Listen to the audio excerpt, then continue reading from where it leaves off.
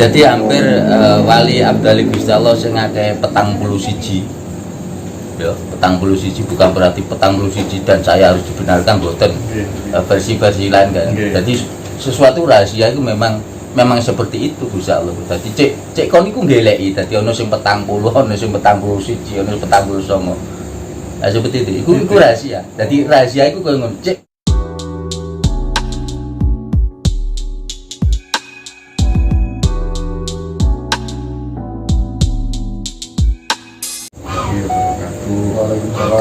Sugeng Dalu, Bos. Jadi teman-teman, kita hari ini lagi bersama dengan Gus Edan, pengasuh pesantren Langit 99 yang lokasinya berada di Gresik. Terus kedatangan kami ke sini ya, tadi belajar ilmu hikmah panjenengan ya ampun malah melintang. Kinten apa penting ini belajar ilmu hikmah nih Gus? Wajib, bukan masalah penting. Hikmah ini perlu.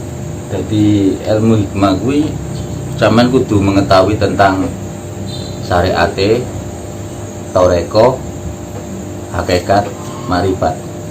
Itu harus. Dan itu kewajiban. Jadi mulai zaman Kanjeng Nabi Adam, ilmu-ilmu seperti itu sudah diajarkan oleh Kanjeng Nabi Adam. Terus kepada Kanjeng Nabi Muhammad sebagai guru besar kita, sebetulnya ya berkewajiban. Wajib mas, wajib. Jadi mung syariat tok kuwi ya isih durung sempurna. Ngawuloe dhewe nang ngene Gusti Allah iki dereng sempurna. Tapi bukan berarti jika kemudian belajar ilmu hikmah, ilmu hakikat, tasawuf begitu terus meninggalkan syariat begitu ya kurang tepat juga ya? Ya kurang tepat, memangnya papat-papate kuwi kudu dimiliki. Jadi saben-saben setiap menungso manggon-anggone alam dunia itu harus memiliki 4 tahapan ilmu tersebut ya.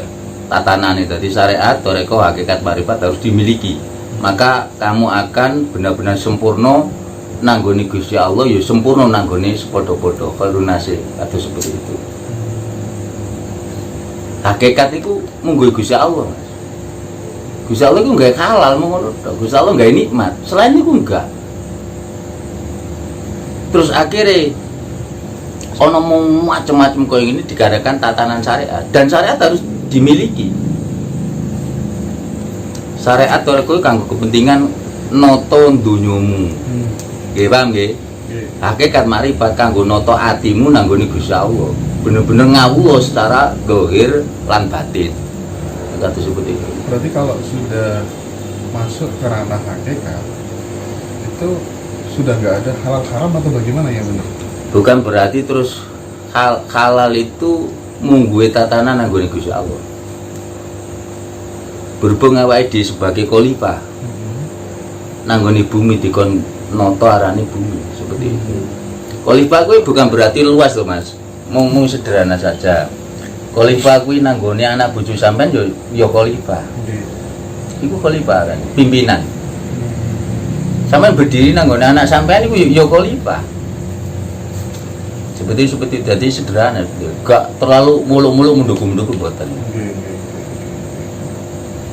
Terus apa kemudian yang melatar belakangi gerakan yang panjenengan merawat rumah anak-anak yang masih muda, yang nakal-nakal dan lain sebagainya, itu kira-kira motivasinya apa Gus?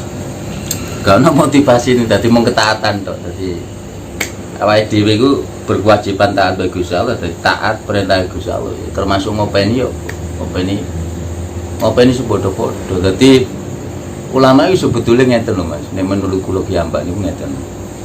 Ulama itu tugasnya ngopeni rosokan. Bukan berarti rosokane umplung, rosokane sarung kan gak kaya ngono. Jadi rosokane menungso kan parah sih. Jadi rosokane menungso iku kono le opo? Badhe opo kira-kira? ngopeni rasane wong ku badhe apa kira-kira.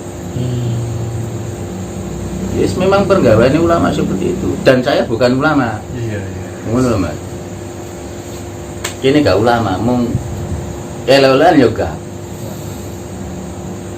Artinya bahwa Jadi seperti tadi Mas ya tadi ilmu papat harus dimiliki.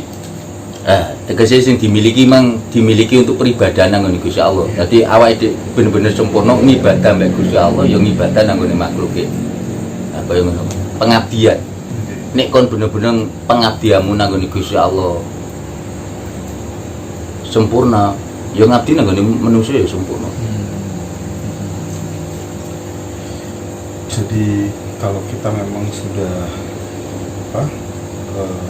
dewasa sudah menjadi atau misalnya Coba gini aja, awaludin ma'rifatullah itu beribun. Awalnya agama ngawuri Gusti pangerane. Nah, seperti itu. Ya napa menurut sampean? ya harusnya memang ketika orang beragama yang paling awal itu harus mengenal Tuhannya dulu. Iya,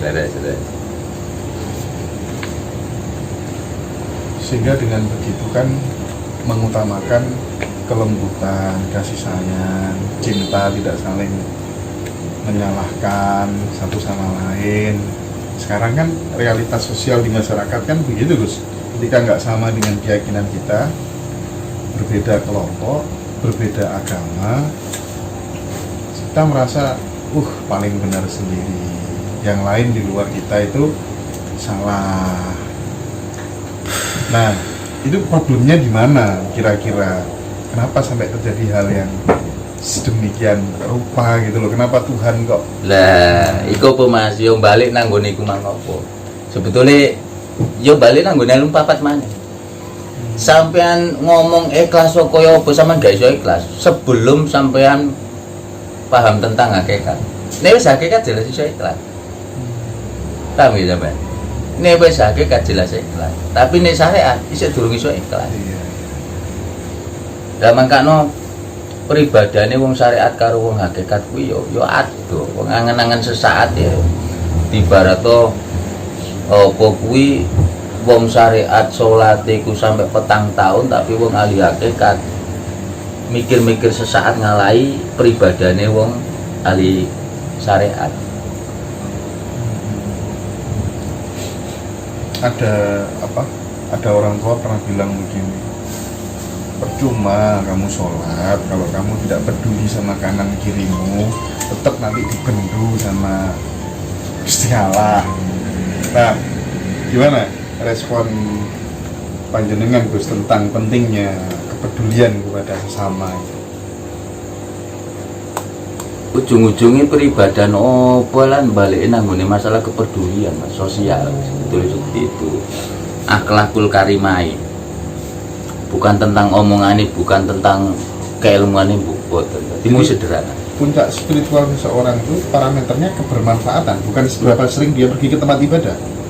Manfaat ya. Manfaat. Tidak peduli agama apapun. Manfaat. Ukurannya manfaat. Berarti kalau kemudian seseorang ini sudah ketemu nih jalannya, udah pokoknya yang penting aku bermanfaat, dan bermanfaat itu kan punya namanya ukuran sendiri-sendiri setiap orang kan ya.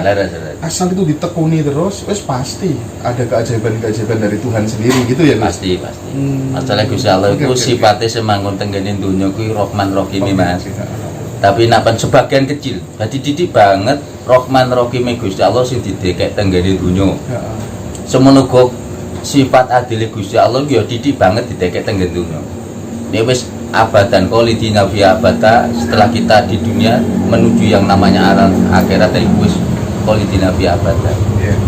Jadi ini penting untuk saya konfirmasi karena kebanyakan teman-teman nih yang katanya mengaku berjalan sunyi, berjalan sufi, pelaku tasawuf itu menganggap bahwa puncak pencapaian itu ketika mendapatkan dawuh dari guru sejati, mendapatkan wisik gitu.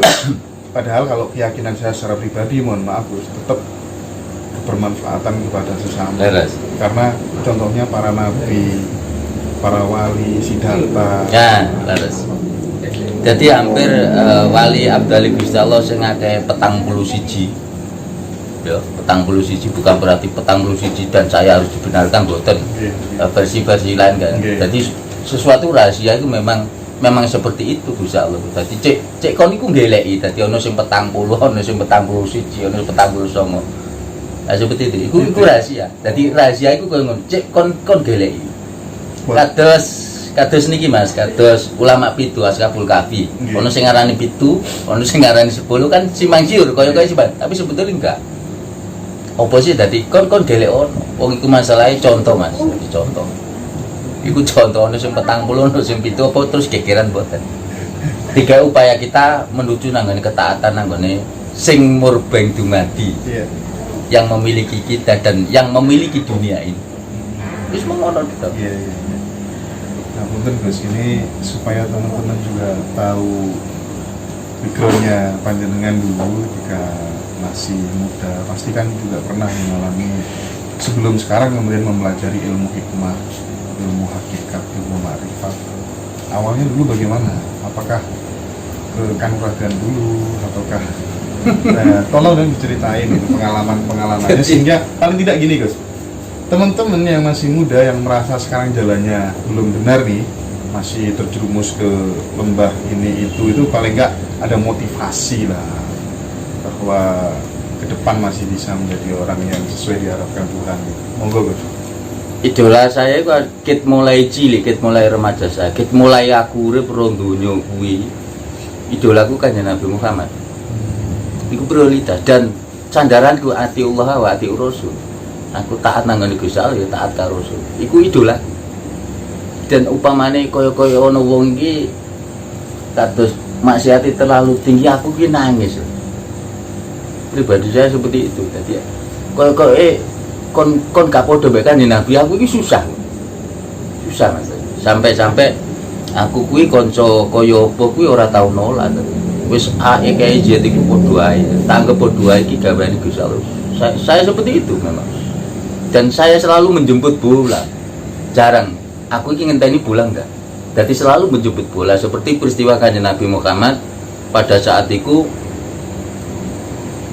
apa kuwi sahabate loro kan ngono. Kandhane si iki kena apa sih kok ora nang masjid itu sakit ya Rasul. Akhirnya hati-hati Kanjeng Nabi salat gak sampai apa kuwi. Dongo pada saat itu gesaknya Kanjeng Nabi langsung marani sahabat seperti itu. Itu satu titik yang saya temukan dari kepribadian Kanjeng Nabi Muhammad. Iku pun saya sampai 33 tahun pun saya lintas pondok ke pondok Mas. Jadi saya mengabaikan kesenanganku remaja itu saya abaikan. Senengane koncoku sing iso seneng berarti sing gak disenengi koncoku aku manggon nanggone sing gak disenengi wong. Selalu seperti itu pencarian saya. Si senengi umume remaja itu kaya apa? Aku manggon nang kono tapi sing gak disenengi tak cukup hikmahe manfaat. Biasa Gusti Allah ku ndekek sesuatu sing istimewa ki manggon nanggone rana gak enak, rana elek Mas. Iku ngoten. Jadi apapun saya ikuti. Jadi aku iso nyanyi, aku iso tembang-tembangan kita gak sempurna. Iku mau tak gawe hiasan aku menuju ke ilmuane Gusti Allah. Sampai saya 2016 baru 2016 ini baru saya mendapatkan tentang hakikat ma'rifat. Jadi ganti pondok sampai hafalan Quran Al-Ghazali di situ pun aku pun yo mandiri Mas. Jadi iki monggo tambal banku kuwi kata kekno koncoku mungkin sama nono. Hal sing sepuh iku nanti aku pindah nanti tak gawa Mas. Ket mulai MI aku nambal ban. Tak mandiri ya. Sampai aku nanggone Darul Ulum pun aku pun kuliah keluargaku gak ono sing ro. Iku pun aku jual koran, tebang tebu untuk bangunan seperti itu Mas. Tuh seperti itu. Sampai pun saya menikah pun itu disuruh bunyai saya, permintaan bunyai, bukan permintaan saya. Dan aku pun urip kuwi nduk donya aku bener-bener saya ikhlas sampai aku mati di ranah pondok-pondok aku wis girang. Jadi saya melupakan kebutuhan dunia ini eling arek saya lupakan gitu. Jadi aku nikmati gelek arane ilmu. Aku nek gak maca-maca Quran, selalu Quran Mas saya.